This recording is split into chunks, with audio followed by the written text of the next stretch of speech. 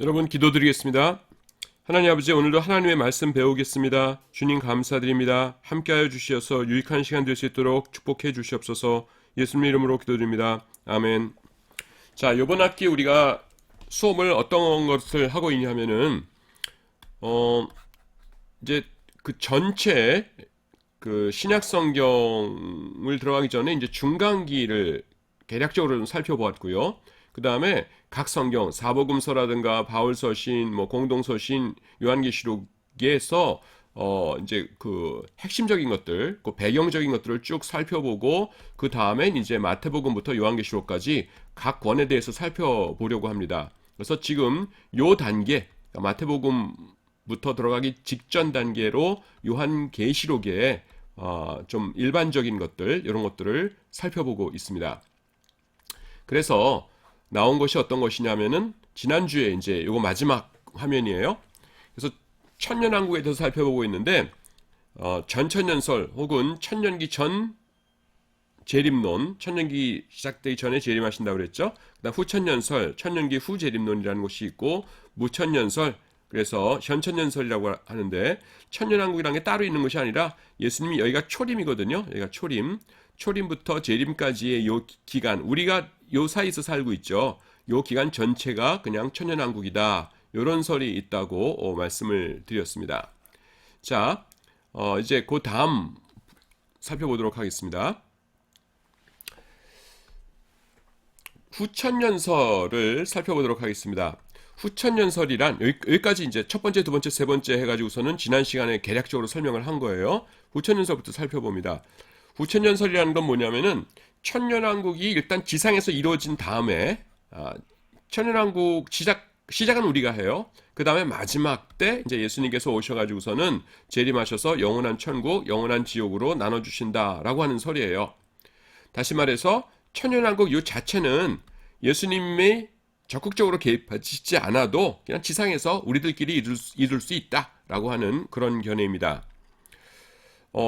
여러분 이건 어때요? 상당히 낙관적인 거죠. 우리 인간이 엄청나게 큰 일을 할 수 있어. 천년왕국 정도는 영원한 천국 지옥은 몰라도 천년왕국 정도는 우리 인간의 힘으로 능히 이룰 수 있어. 이런 것이에요. 이건 언제 나타났냐면은 계몽주의 시대 때 나타났습니다. 그래서 계몽주의 시대 이전에는요, 일단 전염병, 뭐 콜레라라든가 이런 게 돌면은 사람들이 뭐 많이 죽었죠. 이를테면은 뭐 그 14세기, 뭐 그때 14세기 그때 되면 어때요? 유럽에 흑사병이 돌아가지고서는 뭐 인구의 3분의 1이 죽었다 뭐 이러잖아요. 그러는데 이제는 백신이라는 걸 만들어요. 백신이 등장해가지고서는 전염병들이 하나씩 이제 치료되기 시작합니다. 또 그 이전 시대에는요, 사람들이 예의가 없고 막 사납고 그래가지고서는 툭 하면은 막 서로 싸웠었어요. 그래서 싸우다가 뭐 주먹질하다가 뭐 칼 들고 찌르고 막 이랬었는데, 이래서는 안 되겠다 해가지고서는 모든 사람들이 다니는 국민학교를 만듭니다.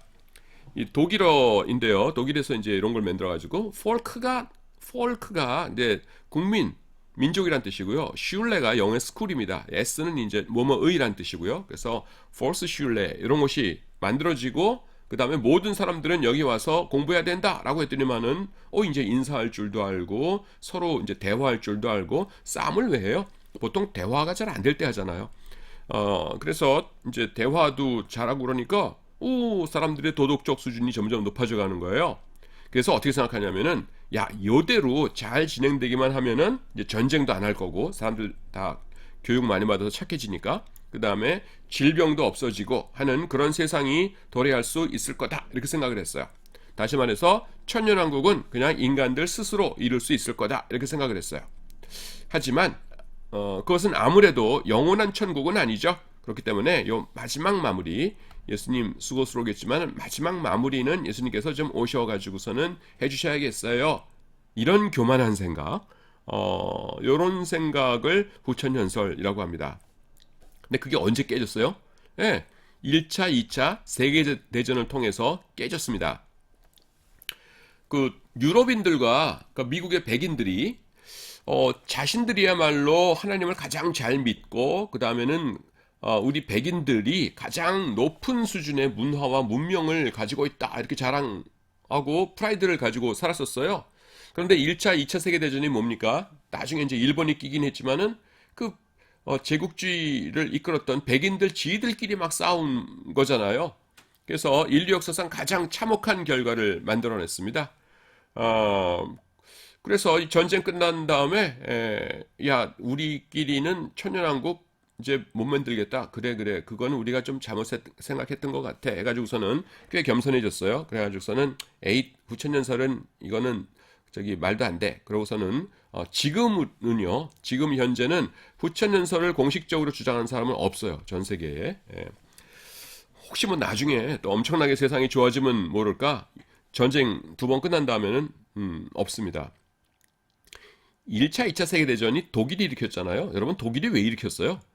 왜냐하면은 그 시장이 있어야 되거든요. 물건을 내다 팔. 그래서 시장을 만들기 위해서 뭐 영국, 프랑스 이런 나라들이 가가지고서 전 세계의 식민지를 만들어 놓은 거예요.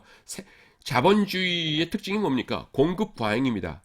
자본주의 전에는 뭐예요? 주문 생산이죠. 자, 내가 의자가 하나 필요해요. 그럼 의자 만드는 사람한테 가서 의자 하나 만들어 주세요. 누가 쓰실 건데요? 우리 할머니가요. 키가 몇이시죠?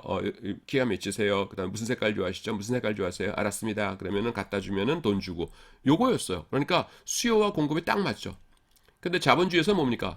공장에서 냅다 만들어내는 거예요. 찍어내는 겁니다. 근데 살 사람이 없잖아요. 그러니까 시장을 개척하는 겁니다. 그게 어디예요? 전 세계 식민지죠. 그래서 거기다 내다 파는데 독일이 제일 마지막으로 산업화를 이룬 겁니다. 비스마르크가 이제 그 독일을 만든 다음에 바이마르 공화국을 이루고 이제 이렇게 한 다음에 가만 보니까 이제 독일도 막 만들었어요. 근데 내다 팔려고 그러는데 여기 가보면은 영국이 여기는 우리 땅이니까 너네 들어오지 마. 여기는 프랑스가 여기는 우리 땅이야. 여기는 또 벨기에가 여기는 우리 땅이야. 네덜란드가 여기는 우리 땅이야. 그러니까 갈 데가 없는 거예요. 그럼 어떻게 하겠어요? 그냥 얘네들을 치면 되는 거죠. 그러면 프랑스를 다 이기면은 프랑스 식민지는 다 독일 거가 되는 거예요. 그래서 이렇게 그러니까 그 뭐 여러 가지 뭐 이유들을 대지만은 뭐 사라예보에서 뭐 총 쏴가지고서 했다 그러는데 총 한 방 쐈다고 유럽이 전체 전쟁을 하겠어요? 근데 이런 경제적인 이유 때문입니다. 사실은 그러니까 지들끼리 그렇게 한 거죠. 자, 하여튼 후천연설은 그거예요. 근데 후천연설은 그러면은 도대체 무슨 근거를 가지고 그런 주장을 했습니까? 라고 할 수 있잖아요. 나름대로 성경적인 근거가 있어요. 그게 뭐냐면은 마태복음 28장 18절부터 20절까지의 예수님의 명령입니다. 요거는 대위임령이라고 그러죠. 대위임령. 뭘 위임하세요? 전도하는 걸. 그 전까지는 전도를 누가 하셨어요? 예수님께서 직접 하셨거든요. 돌아다니시면서 내가 메시아다, 나 믿어야 너의 구원받는다 하면서 예수님께서 직접 전도를 하셨는데 이제 하늘나라로 승천하시잖아요. 그러고 나면은 예수님께서 하시던 일을 누구한테 위임해야겠죠. 그래서 12제자에게 위임하세요. 그래서 위임하는 건데 이게 예수님께서 직접 하신 거다. 그래가지고서는 대자를 붙여서 대위임령 이렇게 부릅니다. 하늘과 땅의 모든 권세를 내게 주셨으니 그러므로 너희는 가서 모든 족속으로 제자를 삼아 아버지와 아들과 성령의 이름으로 세례를 주고 내가 너희에게 분부한 모든 것을 가르쳐 지키게 하라. 볼지어다 내가 세상 끝날까지 너희와 항상 함께 있으리라 하시니라. 아멘. 그 말씀입니다. 여러분들도 다 외우시죠? 예. 고기 중에서 요 18장 20절 말씀입니다. 여기 보시면은 내가 너에게 분부한 모든 것, 여기 중요해요. 모든 것을 가르쳐 지키게 하라. 그렇게 말씀하셨습니다. 그런데요, 예수님께서 뭐를 가르치셨냐면은 가르치신 모든 것 지키라고 하셨는데 뭘 가르치셨냐면은 물론 나를 잘 믿어야 천국 간다. 이것도 가르치셨지만은 어떻게 살아야 되는가 하는 것도 가르치셨어요.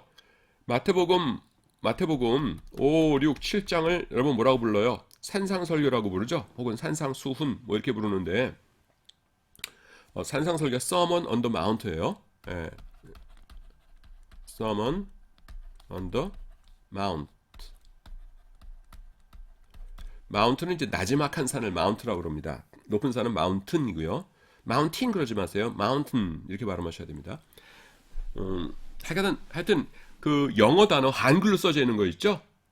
그거는 진짜 거의 다 틀렸습니다. 그러니까 무시하시고요. 마운틴 그러지 마세요. 또 뭐 그 엔젤 천사 그러지 마시고 엔젤이죠. 예. 캘리포니아 그러지 마세요. 캘리포니아 악센트가 뒤에 있습니다. 인디아나폴리스도 인디어나폴리스. 하여튼 그 발음은 여러분들 이렇게 확인하시고 하시기 바랍니다. 그 한글로 써 있는 거 그대로 읽으면서 나 그 단어 발음할 줄 안다 그러지 마세요. 뭐 하다가 요거 산상설교 여기 보시면은 어떻게 살아야 되는가 나오죠. 예, 오른뺨을 치고도 왼편도 돌려대며 오리를 동행하고자 하는 자에게 심리를 동행하고 이렇게 하면서 뭡니까 어떻게 살아야 되는가 하는 것이 쭉 나오는 것이에요. 그러니까 그런 것들 잘 가르치게 되면은 세상이 그 변하지 않겠느냐. 예수님께서 그 우리가 어떻게 살아야 되는가 하는 것을 세세한 것까지 다 말씀하셨으니까 그렇게 이야기를 하는 겁니다. 근데 거기에 대해서 반대하는 사람들은 뭐냐면은 예수님께서 부활 승천하신 다음에 지금 거의 2000년 되지 않았소. 근데 2000년 됐는데 세상이 변했소? 뭐 그냥 여전하지 않소? 그냥 크고 작은 전쟁들 계속 일어나고 서로 미워하고 인간은 안 변해요. 그러니까 우리끼리는 천년왕국 못 이룬답니다. 이렇게 된 거예요. 근데 덜커덕 1차 세계대전, 2차 세계대전으로 뭐 저기 변방에서 그런 일이 일어났다면은 에이 그냥 무식한 사람들이니까 그랬겠지 그러는데 가장 똑똑하고 가장 문명화됐다고 하는 유럽 백인들끼리 전쟁을 일으켜가지고 그렇게 죽였거든요. 그러니까 에이 우린 안 돼, 우린 안 돼 이러는 겁니다. 아 그리고 요거는 좀 여러분 알아두세요. 내가 유럽에서 공부를 했기 때문에 아는 건데 유럽에서 나오는 책 중에서 제일 문명의 손이 안 닿은 후진 동네를 표현하는 방법이 뭐냐면은 아프리카 중심이나 아시아 동쪽 끝 이렇게 얘기합니다. 그러니까 유럽이 이렇게 있잖아요. 그러면은 여기 아시아가 있죠. 그리고 아프리카가 있죠. 아프리카 요 해안선은 자기들이 가가지고서는 문명을 퍼뜨려놨어요. 근데 가운데 토막 여기는 뭐예요? 백인들이 안 갔죠. 그리고 백인들이 제일 안 간 데가 어디예요? 여기 이슬람 쪽은 많이 가는데 여기는 제일 안 갔죠. 그러니까 유럽과 멀수록 가장 후진 동네라는 겁니다. 그래서 그냥 그 사람들은 습관처럼 그렇게 써요. 뭐 우리를 꼭 무시해서가 아니라 그래서 아프리카 중심부나 동아시아 끝 이라고 하면은 제일 문명이 안 닿은 곳이죠. 근데 지금 여기 뭐가 있어요? 동아시아 끝에 대한민국하고 일본이 있죠. 그래서 이런 표현은 맞지는 않는데 하여튼 옛날부터 그렇게 썼었어요. 그 사람들이 유럽 사람들이 조금 교만하죠. 자, 그 다음에 무천년설, 현천년설이라고 한다 했죠. 무는 이제 없을 문자고요. 여러분들이 정식으로 써줘야 되나? 요거의 약자예요. 그 다음에 현천년설은 이제 현대할 때 요 현자입니다. 여러분들이 학교에서 한자를 배우나 모르겠어요. 그러니까 우리 때는 학교에서 늘 배웠었는데 중고등학교 때 모르겠어요. 하여튼 나는 뭐 70년대 그 중고등학교 다녔으니까 여러분들하고는 좀 많이 다르겠죠. 무천년설은 뭐냐면은 천년이라고 하는 기간이 따로 있는 것이 아니라 우리가 살고 있는 지금 이 시대, 즉 예수님의 초림부터 예수님의 재림까지의 요 시대가 바로 요 시대 전체가 천년왕국이다라고 하는 견해입니다. 이 견해를 취하는 사람들은요, 앞에서 설명했던 연대기적 구조 세 가지가 있다고 했죠. 반복진행적 구조, 혼합적 구조 중에서 반드시 두 번째 거인 반복진행적 구조를 취합니다. 왜냐하면 요한계시록 20장에 천년왕국이 등장하는데 초림부터 재림까지의 시대 전체가 천년왕국 시대라고 하기 위해서는 예수님의 초림이 요한계시록 20장에서 시작된다고 해야 하기 때문입니다. 이게 무슨 말이냐면은 이해하는 사람도 있겠지만은 교수님 요거는 이해가 되는데 뭔지 이해가 되는데 요거랑 무천년설이랑 어떻게 연결되죠? 이거랑 이거 연결되죠? 하는 사람이 있을 거예요. 그래서 내가 다시 설명해 줄게요.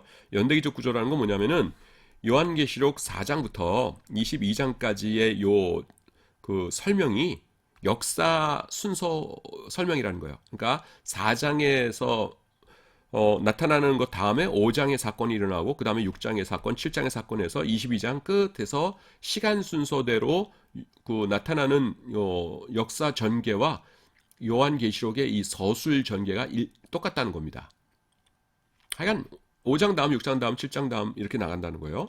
그 다음에 반복진행적 구조는 그게 아니라 예수님의 초림부터 여기 썼네요. 초림부터 재림까지를 한번 설명하고 그 다음에 설명하고 해가지고서는 장이 중요한 게 아니라 7개로 끊어놨다는 거예요. 하나, 둘, 셋, 넷, 다섯, 여섯, 일곱. 그래서 여기가 초림부터 재림이에요. 그 다음에 자 끝까지 하면 됐고요. 다시 한번 설명할게요. 그 다음에 초림부터 재림이에요.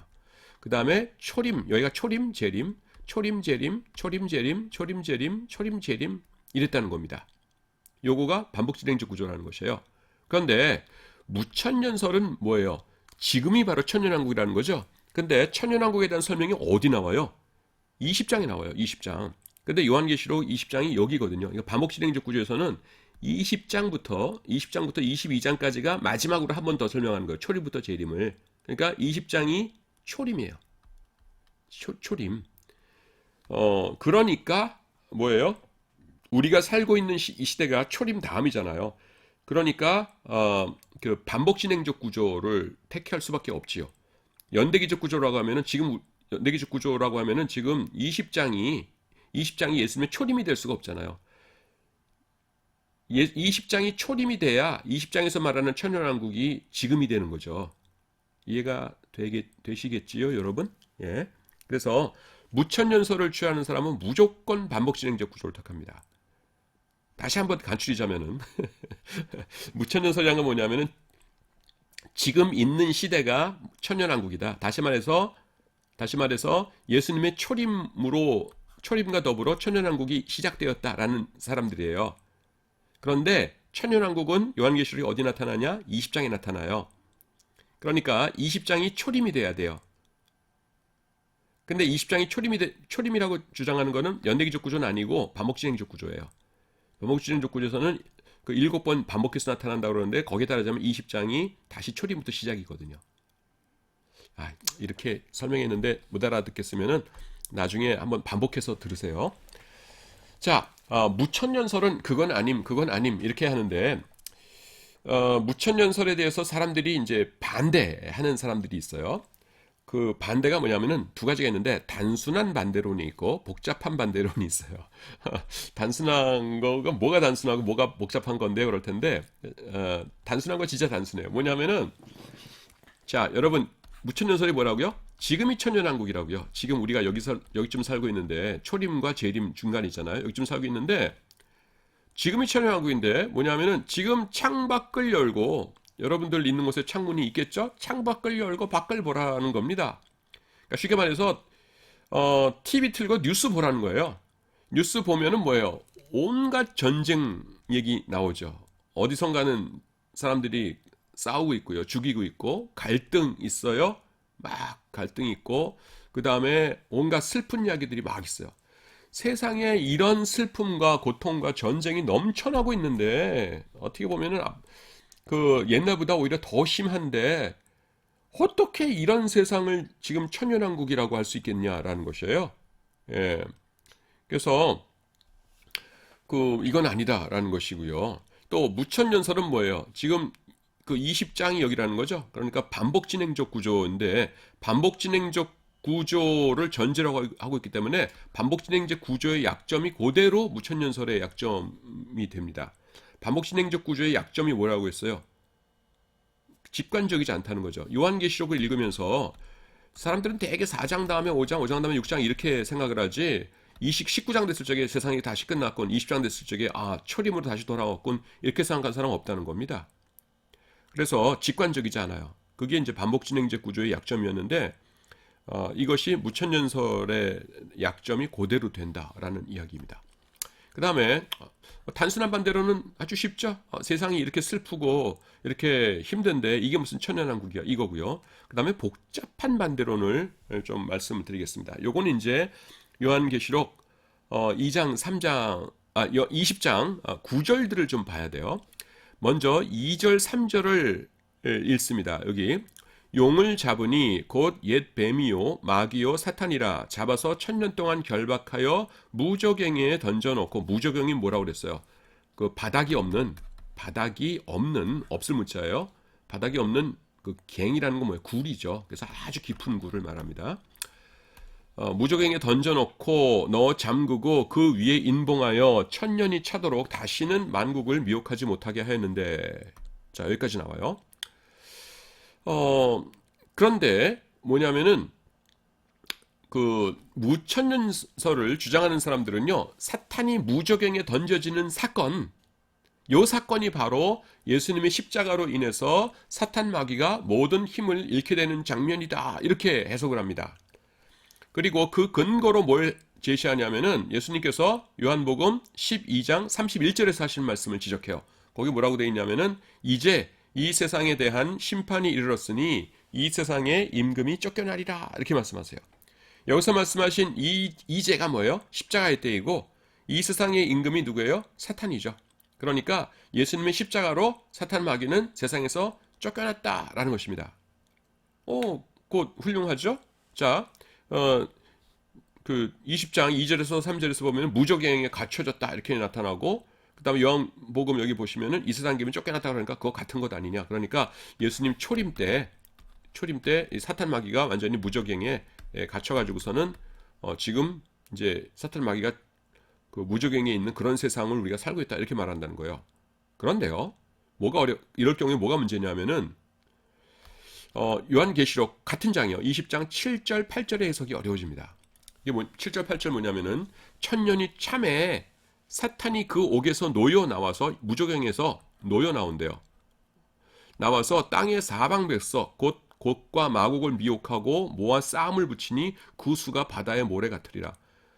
이 사탄 마귀가 나와가지고서는 예수님하고 전쟁하자 내 편 될 사람 해가지고서는 그 사람들을 불러 모았더니만은 무지하게 많이 사탄 마귀 편을 든다는 거예요. 그래서 그 수가 바다의 모래 같다 이렇게 얘기해요. 그래서 요거를 신학에서 뭐라고 말하냐면은 곡과 그 다음에는 마곡의 전쟁 이렇게 이야기합니다. 그런데요, 여기서부터가 중요해요.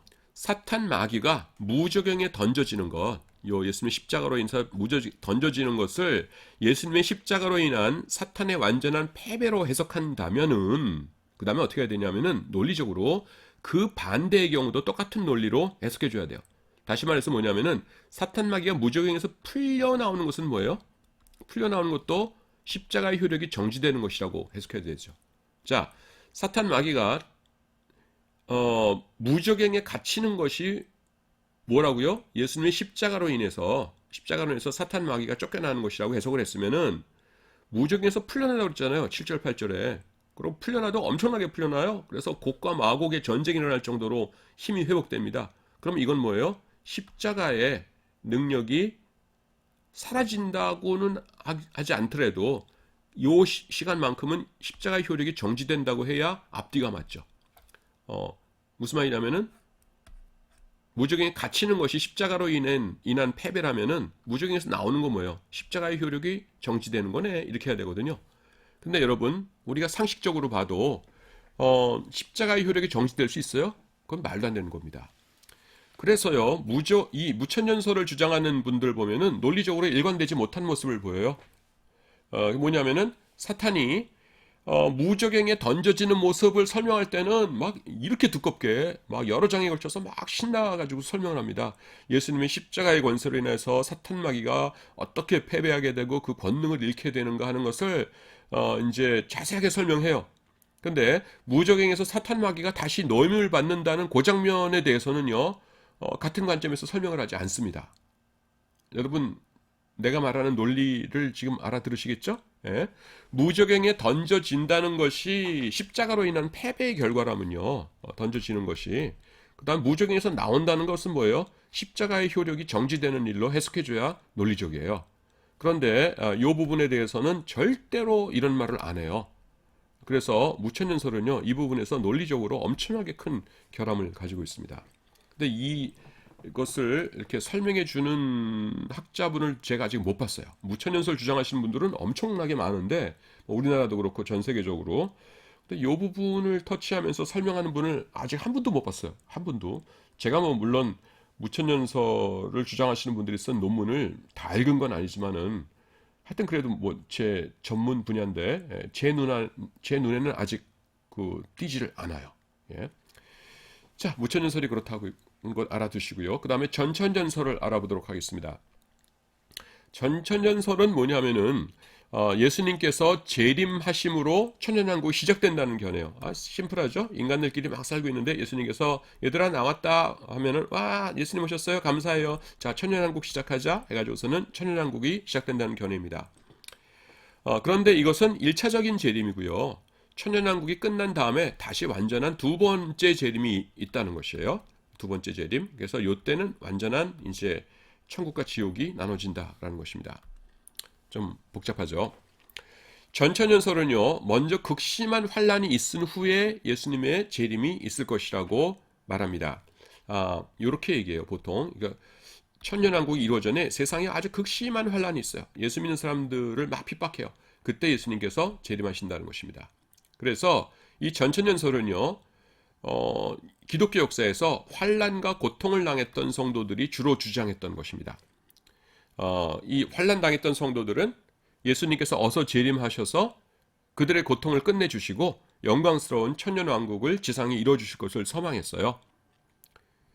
이 전천연설은요, 두 가지로 나뉘는데 역사적 전천연설과 세대주의적 전천연설로 나뉩니다. 그래서 보수적인 신학계에서는 역사적 전천연설을 따르고요. 전천연설을 따른다고 할 때에 무천연설, 우천연설 따르는 분들도 있지만은 후천연설은 지금은 없어졌지만은 대개 지금 그 정통적인 사람들은 무천연설 아니면은 이제 전천연설을 따르고요. 세대주의적 전천연설은 뭐냐면 세대주의자라고 하는 이단이라고는 안 그러는데 이제 나중에 설명하겠지만 좀 이상한 사람들이 있어요. 그분들이 세대주의적 전천연설을 따릅니다. 제일 먼저 역사적 전천연설부터 살펴보도록 하겠습니다. 요거 먼저 하고 그 다음에 요거 하도록 하겠습니다. 요거는 정통적인 개혁주의하고는 달라요. 다른 게 뭐냐면은 개혁주의가 여기 있고 세대주의적 전천연설이 여기쯤 있다. 다르다 이게 아니라 여기 있어요. 완전히 극과 극입니다. 그래서 우리는 전혀 받아들이지 않는. 그래서 개혁주의 신학, 그러니까 저 같은 개혁주의적인 신학자들은 이 세대주의적 전천연설, 세대주의를 이단은 아닌데 굉장히 좀 많이 다르다고 생각을 합니다. 자, 역사적 전천연설부터 살펴보도록 하겠습니다. 역사적 전천연설은 비교적 단순해요. 자, 그림으로 보는 것이 좋겠지요. 그림은 이렇게 되는데요. 천년왕국이 있고, 그냥 환란이 있고, 그렇다는 겁니다. 여러분들, 저는 지금 슬라이드가 지금 별개 슬라이드라 두 개를 동시에 볼 수가 없는데, 여러분들은 지금 그 책으로 보니까 동시에 볼 수가 있겠죠. 예. 역사적 전천연설은 비교적 단순해요. 천년왕국이 이루어 전에 천년왕국이 이루어 전에 지상에 큰 환란이 있고 그 후에 예수님께서 재림하십니다. 그때 적그리스도의 세력이 예수님과 싸워야지 이러다가 우리가 멸망하겠다. 그래서 전쟁이 일어나는데 그 전쟁이 뭐예요? 아마겟돈 전쟁.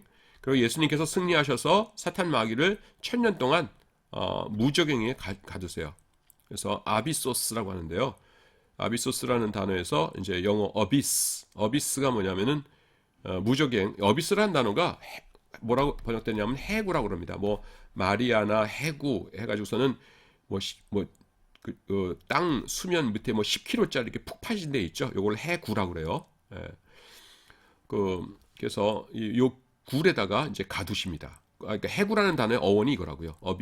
아비소스라는 단어예요. 아비소스라고 어떻게 쓰냐 하면은 여기다 쓸까요?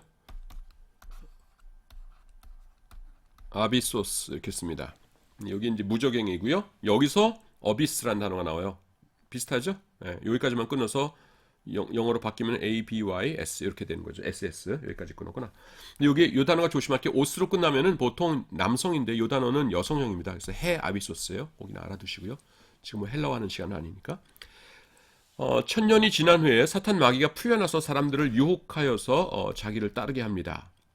그들은 예수님을 대적하여 곡과 마구의 전쟁을 일으켜요. 예. 그래서 예수님께서 이 전쟁에서 승리하시고 최후의 심판을 하십니다. 그래서 생명책에 이름이 기록된 자들은 천국에 가고 그렇지 못한 자들은 지옥에 가게 됩니다. 이게 이제 역사적 전천연설이에요. 천년왕국이 있고요. 환란이 있고 재림하시고 아마겟돈 전쟁, 무적행 갔다가 곡과 마구의 전쟁 일으키고 예수님이 이기시고 심판이 있고 영원한 천국, 지옥으로 나뉘어지게 된다라는 것입니다. 역사적 전천연설의 성경적인 근거는요. 고린도전서 15장 23절부터 26절까지 있는데 저는 이 부분 공부할 때 이제 신학 공부하면서 이 부분 공부할 때 깜짝 놀랐어요. 왜냐하면은 너무 빈약해요. 그러니까 우리가 전천연설, 그러니까 요즘 목사님들은 이제 무천연설을 받아들이시는 목사님들이 굉장히 많은데 옛날 목사님들은 뭐 60년대, 70년대 목사님들은 그때 신학교에서 그렇게 가르치셨었나 봐요. 뭐 그때 신학교를 제가 못 다녀봤으니까. 근데 뭐 거의 모든 분들이 전천연설 가르치셨거든요. 그리고 그게 또 우리나라 상황하고 맞았어요. 왜냐하면은 그 이전에 일제시대 때 교회 탄압받았죠. 신사참배 안 한다고. 그 다음에 6.25 때 그 공산주의자들 밀고 내려와서 목사들 다 나와, 교회 다니는 놈들 나와 해가지고서는 쏴 죽이고 그랬죠. 그러니까 교회가 항상 핍박을 받았잖아요. 핍박받으니까 이 전천연설이 딱 맞았죠. 그래서 저는 그냥 그 믿음이 좋은 사람들은 무조건 전천연설 다 받아들이는 건 줄 알았어요. 어렸을 적에. 어, 그러는데 신학교 와가지고서는 전천연설의 이제 근거라고 해서 배우는데 달랑 요거 하나입니다. 요거 하나예요. 그 고린도전서 15장 23절에서 26절. 야, 어떻게 이거 하나밖에 없지? 근데 하나예요. 하나이고요. 그다음에 요것도 굉장히 뭡니까? 약합니다. 그래서 그 뭐 어떻게 얼마나 약한 건데 하는 것 말씀드릴게요. 자, 일단 읽어보죠. 그러나 각각 자기대로 되리니 먼저인데 뭐 이렇겠네. 오타예요. 먼저는 첫 열매인 그리스도요. 첫 열매 다음에는 다운표 해놨죠. 그리스도 강림하실 때에게 붙은 자요. 그 후에는 나중이니 저가 모든 정사와 모든 권세와 능력을 멸하시고 나라를 아버지 하나님께 바칠 때라. 저가 모든 원수를 그 발 아래 둘 때까지 불갑을 왕노릇하시리니 맨 나중에 멸망받을 원수는 사망이니라. 요 구절입니다. 여기에 이제 제가 다음에는 뭐 그 후에는이라고 한 거가 그냥 부사로 요건 에페이타라는 단어고요. 에페이타. 그다음에 요거는 에이타라고 하는 뜻은 똑같아요. 그냥 영어로 하면 then입니다. 그리고 나서 그 후에는 이런 뜻이에요. 근데 자, 여러분 보세요. 지금 내가 여기다 그냥 직접 그릴게요. 여기다 말씀을 보면서 같이 해야 되기 때문에 요게 이제 천년왕국입니다. 천년왕국인데 여기서 고린도전서 15장은 뭐예요? 부활이죠. 부활인데 부활이 세 개가 있다는 겁니다. 하나는 예수님께서 처음에 부활하셨죠. 그래서 이게 1번이고요. 두 번째는 뭐냐면은 예수님께서 이제 강림하실 적에 그때 소규모의 부활이 있다. 그 다음에 세 번째는 마지막에 예수님께서 백보자 심판하실 적에 모든 그때는 악한 자들을 포함해서 모든 자들이 다 부활한다. 그래서 부활이 고린도전서 15장에 따르자면은 세 번 있다라는 것이 이제 그 주장이에요. 이게 조지 레드라는 사람이 주장하는 것인데요. 조지 레드라고 하는 굉장히 그 유명한 신학자입니다, 여러분. 신약 개론 쓴 사람인데 조지 레드의 신약 개론 Introduction to New Testament 이 책은 전 세계 모든 도서관에 뭐 다 있다고 봐도 과언이 아니에요. 신학 도서관에는 굉장히 유명한 사람입니다. 근데 이 사람이 이제 요거를 주장하는데요. 부활이 세 번 있으니까 두 번째 부활과 세 번째 부활 사이가 천년왕국이다라는 것입니다. 그래서 보세요. 각각 자기 차례대로 되리니 먼저는 첫 열매인 그리스도요. 예수님의 부활. 요 첫 번째. 이건 뭐 당연하죠. 아무 이상 없죠. 다음에는 에페이타, 다음에는 then 그리스도 강림하실 때에 그에게 붙은 자요. 오케이. 강림하실 때에 이제 일부 성도들이 부활해 가지고서는 천년왕국에 참여하게 된다는 겁니다. 오케이. 그다음에 그 후에는 에이타 나중 저가 모든 정사와 모든 권세와 능력을 멸하시고 나라를 아버지 하나님께 바칠 때라. 이렇게 되죠. 그러니까 이거 뭐예요? 완전한 그 심판이죠. 천국 지옥 나눠지는 이렇게 되는 겁니다. 그래서 봐라.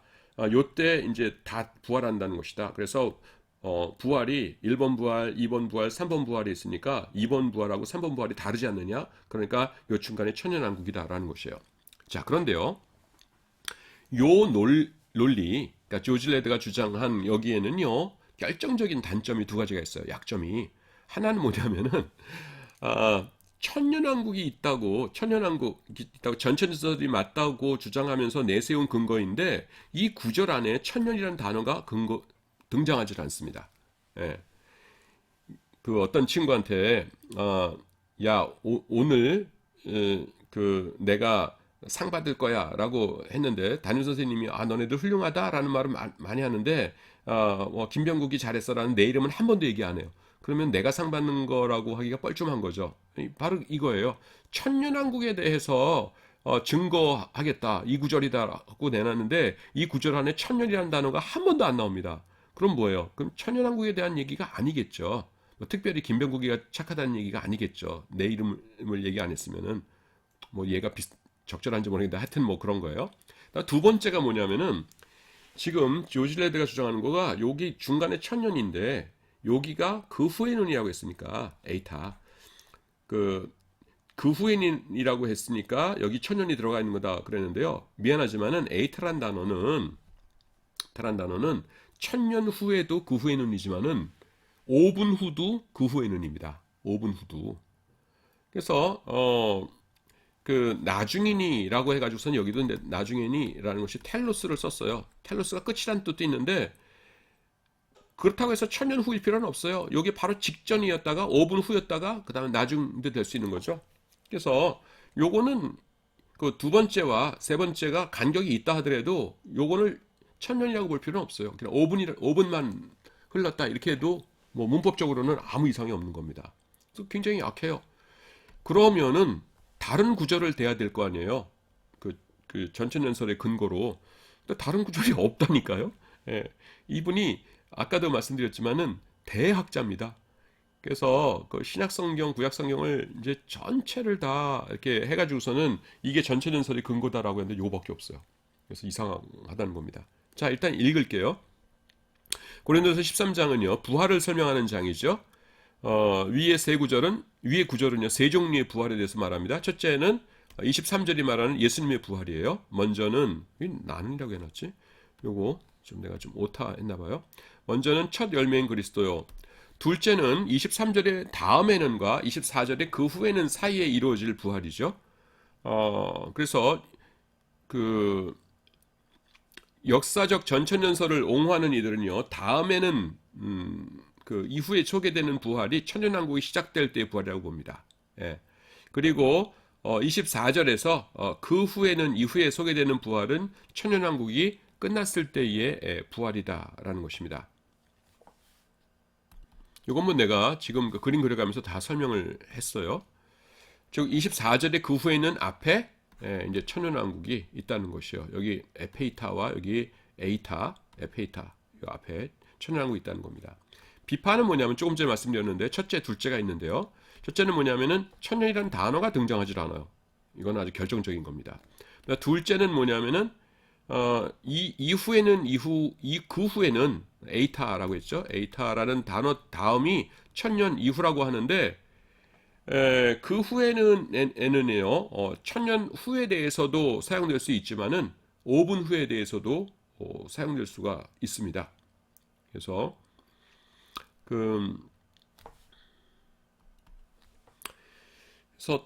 이 본문 자체에는 천년왕국에 대한 직접적인 증거를 제시하지 못하고 있다라는 것입니다. 그래서 전천연설이 성경적인 근거가 이렇게 허약해요.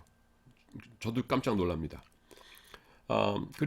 그리고요, 이제 위에서 설명한 지지구절의 난점, 요 구절의 난점 이외에도 이게 사실 가장 중요한 거니까 내가 앞으로 빼서 미리 말씀드렸는데 요 난점 외에도 역사적 전천연설은요, 몇 가지 설명하기 어려운 점들을 이제 가지고 있어요. 첫째가 뭐냐면은 이게 상식적인 것인데요. 도대체 천년왕국이라는 게 왜 필요하냐라는 겁니다. 천년왕국이라는 것이 아주 확정적인 것이다. 이건 하나님이 천년왕국이라는 걸 반드시 있다고 말씀하셨다. 그러면은 우리가 그냥 아멘으로 받아들이고 잘 이해는 안 되지만 받아들이고 그것을 증명해줄 본문을 찾아야 될 겁니다. 그런데 지금 본문이 별거 없잖아요. 지금 고린도전서 15장 그거 하나밖에 없다니까요. 그러니까 그러면은 도대체 천년왕국이 왜 필요한 건데? 라고 우리가 물어볼 수가 있어요. 근데 그렇게 하다 보면은요, 그 존재 이유를 제대로 설명할 사람이 거의 없어요. 이게 지상에서의 삶도 아니에요. 이 천년왕국 동안에는 그 질병 같은 거 전혀 없어요. 전쟁도 전혀 없습니다. 지구상 어디에서도 전쟁은 없어요. 그래서 이거는 우리가 보고 있는 이 세상은 아니에요. 예수님께서 직접 다스리는 그런 삶입니다. 그런데 아직 완전한 천국도 아니에요. 굉장히 어정쩡한 기간이죠. 그런 기간이 지상에서 1000년 동안 이어진다? 도대체 그게 왜 있어야 되는데? 이렇게 된다는 겁니다. 그 질문에 대해서 대답을 아무도 못해요. 두 번째는 뭐냐면은 이 천년왕국이 끝난 다음에 사탄 마귀가 사람들을 유혹해가지고 있어요. 곡과 마곡의 전쟁을 일으킨다 이렇게 나오죠. 근데 이 부분도 참 이해하기가 어렵습니다. 우리가 지금 사람들한테 가가지고서는 예수님 믿으세요. 야 너도 교회 다녀라. 이렇게 하면은 대개 하는 말이 뭐냐면은 야 너 예수님 본 적 있어? 이렇게 얘기하거든요. 하나님 본 적 있어? 예수님 본 적 있어? 이렇게 얘기합니다. 그런데요. 이 천년왕국 기간이 어떤 기간이었어요? 예수님께서 직접 사람들을 다스리시던 기간이에요. 그런데 이 사람들이 뭐냐면은 마귀가 와가지고서는 나 예수님이랑 싸우고 싶은데 내 편 들 사람 하니까 우르르 몰려 들어가지고서는 모래와 같이 많은 사람들이 사단 마귀 편을 들어가지고서는 곡과 마곡의 전쟁을 일으킨다는 겁니다. 그런데 이 사람들이 뭘 알고 있어요? 이 마귀는 1000년 전에 예수님한테 패배해가지고 무적행에 갇혔던 녀석이라는 걸 알고 있다는 거예요. 그걸 아는 인간이 마귀가 옥에서 잠깐 놓여가지고서 왔더니만은 그래 난 예수님이 싫었어 하면서 천년왕국 동안 그렇게 예수님의 통치를 직접 경험했는데 예수님하고 맞상대하겠다고 일어난다는 겁니다. 여러분 이 시나리오가 이해가 돼요? 예. 이 상황을요 우리라고 했지만 약간 저는 그러니까 내가 쓴 책이니까 도저히 이해할 수가 없습니다. 그래서 천년설 이상한데 이렇게 되는 거예요. 그 다음에 세 번째가요 우리를 정말 이상하게 또 하는 건데 그건 뭐냐면은 성경책에 천년 왕국에 대한 반복적인 계시가 결여되어 있습니다. 하나님께서는요 어떤 중요한 사건에 대해서는요 선지자들과 구약의 선지자들과 또 사도들을 통해서 늘 반복해서 계시를 우리에게 해주셨어요. 이렇다면 예수님의 탄생에 대해서 얼마나 많이 나와요, 여러분? 구약에도 베들레헴에서 나실 것이다. 보라 처녀가 잉타의 아들을 낳을 것이요 그 이름을 임마누엘이라 하리라. 이사야서에 나오죠. 그 다음에 별이 나타날 것이다. 뭐 할 것이다 하면서 예수님 태어나실 거야, 오실 거야 하다가 진짜 오셨어요. 그리고 예수님의 고난에 대해서 우리가 잘 알듯이 이사야서 53장을 비롯해서 많이 나오죠. 그 다음에 부활하실 것이다. 그 뼈로 썩음을 당치 않게 하실 것이다. 이게 나오죠. 그 다음에 심판하실 것이다. 또 재림하실 것이다. 재림에 대해서는 어디 나옵니까? 예수님께서도 내가 다시 오리라 말씀하셨고요. 복음서 다음에 뭐예요? 사도행전이죠.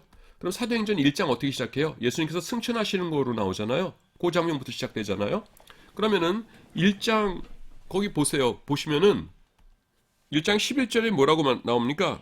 천사가 사람들이 이제 예수님께서 이렇게 승천하시니까 놀라가지고서는 다 하늘 쳐다보고 있잖아요. 그러니까 천사가 11절에서 이렇게 말합니다. 갈릴리 사람들아 어찌하여 서서 하늘을 쳐다보느냐? 너희 가운데서 하늘로 올리우신 이 예수는 하늘로 가심을 본 그대로 오시리라 하였느니라. 이게 뭐예요? 재림이죠.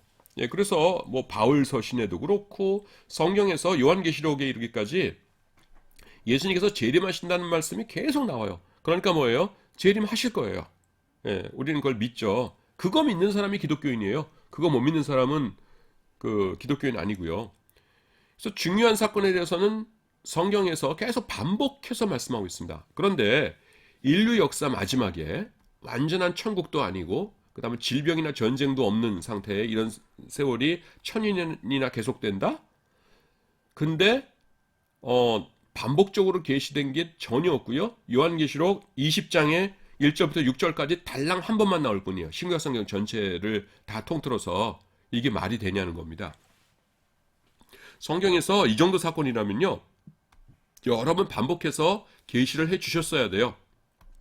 그런데 결과는 어때요? 천년왕국에 대해서는 오직 요한계시록 20장에만 있을 뿐이에요. 이거 굉장히 이해하기 힘든 일이란 겁니다. 그래서 천년왕국이라는 게 진짜 있는 거야? 이렇게 되는 거죠. 그래서 없는 거야? 이런 분들은 뭐예요? 무천년설을 주장합니다. 그래서 지금 있는 시대에 이게 바로 천년왕국인 것이야. 그러는데 그것도 이상하죠. 뭐냐면은 그 지금이 천년왕국이라고 하기에는 사탄 마귀의 권세가 아직 너무 강한 것 같고, 뭐 전쟁, 살인, 뭐 이런 것들. 그 다음에 무적행에서 풀려난다는 것에 대해서 무천년설을 주장하는 학자들이 아무도 설명 못하는 건지 안 하는 건지 아무도 얘기를 안 해요. 그래서 그것도 이상한데 이렇게 된다는 겁니다. 자, 그 다음에 그러면 여러분들이 여기쯤 와서 그럴 거예요. 교수님 생각은 뭔데요? 그러는데 일단 내가 지난번에도 말씀드렸지만은 후천년설이냐 아니면은 전천년설이나 무천년설이나 굉장히 믿음 좋은 학자들이 골고루 포진하고 있다고 했죠. 그래서 그 셋 중에 어떤 걸 해도 좋아요.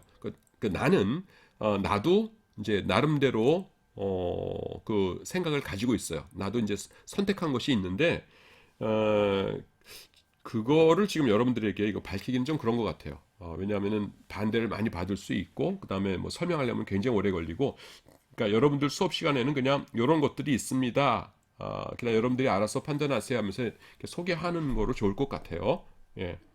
더구나 이것이 이제 이번 학기에는 여러분들만 들을 수 있게 하지만은 이제 학기가 지나면은 유튜브에다가 그냥 전체 공개로 풀어놓을 거거든요. 근데 내 의견을 그렇게 섣불리 말하는 거가 별로 그렇게 좋을 것 같지가 않아요.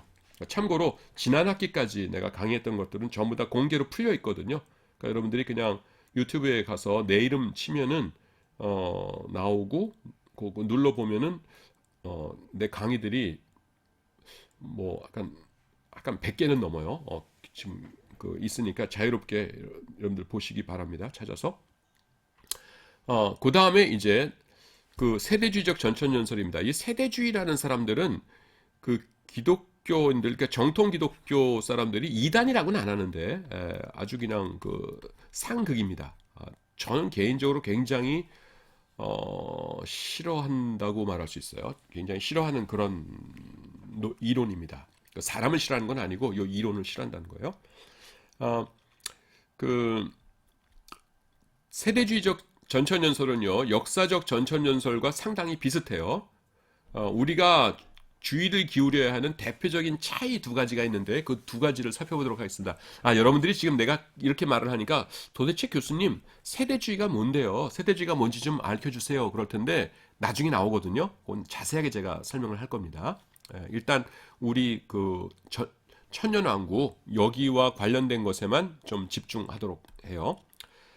우리가 주의를 기울여야 하는 대표적인 차이 두 가지를 살펴보도록 하겠습니다. 뭐와 뭐의 차이요? 역사적 전천연설과 세대주의적 전천연설. 첫째는 뭐냐면은 예수님의 재림이 두 번에 걸쳐서 이루어진다고 주장한다는 점이에요. 세대주의 전천연설에 따르자면은 7년 대환란이 시작되기 전에 예수님께서는 우선 공중재림을 하십니다. 공중재림. 그래서 지상으로는 완전히 내려오시지 않고 공중에만 머무세요. 그러면은 지상에 있던 성도들은 공중으로 휴거하여 공중에서 주님을 영접하게 됩니다. 지상에서 환란이 진행되는 동안 공중에서는 혼인잔치가 진행돼요.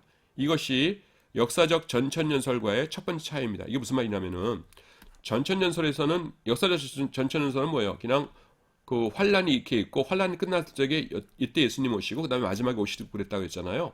근데 지금 이 첫 차이가 뭐냐면은 재림이 두 번에 걸쳐서 이루어진다. 그러니까 이 두 번이 아니라 요 그 맨 처음에 천년 왕국이 시작되기 전에 오시는 재림이 두 번에 걸쳐서 이루어져요. 그래서 7년 동안 환란이 이루어진다고 하는데 환란이 이루어질 때 요때 오시는데 요때는요 지상 착륙은 안 하십니다. 그리고 공중에 머무세요. 그러면 지상에 있는 성도들이 휴거를 해요. 휴거. 그냥 우리 육체가 둥둥 떠올라서 공중에 올라가는 걸 휴거라고 그래요. 휴거하는 겁니다. 그래서 7년 동안 공중 혼인잔치가 벌어지고 여기서는 그 다음에는 지상에서는 환란이 있고 환란이 그 7년이 끝났을 때에 예수님께서 비로소 지상 착륙하시는 재림을 하신다는 것이에요. 그래서 여기에 1차 재림, 이것이 이제 완전한 2차 재림이 있어 두 번에 걸쳐서 나눠진다는 것입니다. 그래서 우선 공중 재림을 하시고 그 다음에 이제 7년 끝났을 적에 그 재림하신다. 이것이 이 세대주의적 전천연설이에요. 역사적 전천연설에서는 이건 없어요. 그냥 요거만 있지.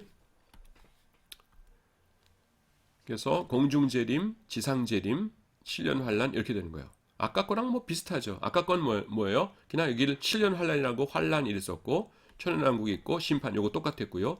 요거 똑같고 요거 똑같고 지상 재림하시고 그다음에 뭐 이렇게 똑같았죠. 예, 나머지는 다. 그리고 이제 요 부분이 이제 다른 겁니다. 그 두 번째 차이가 있는데요. 두 번째 차이가 매우 심각한데, 그러니까 심각한 차이인데 이건 뭐냐면은 세대주의 전천연설을 주장하는 이들은요, 요 7년 동안 환란이 있는데 요 기간에 뭐가 나타나냐면은 지상에서 율법 세대가 다시 시작된다. 우리가 지금 구약에서 율법 세대 끝나고 지금 복음 전하는 예수님 교회 시대라고 그러잖아요. 근데 율법 세대가 다시 시작된다 이렇게 얘기해요. 50분이 지났기 때문에 요거는 이제 다음 시간에 설명하도록 하겠습니다. 여러분 수고하셨습니다.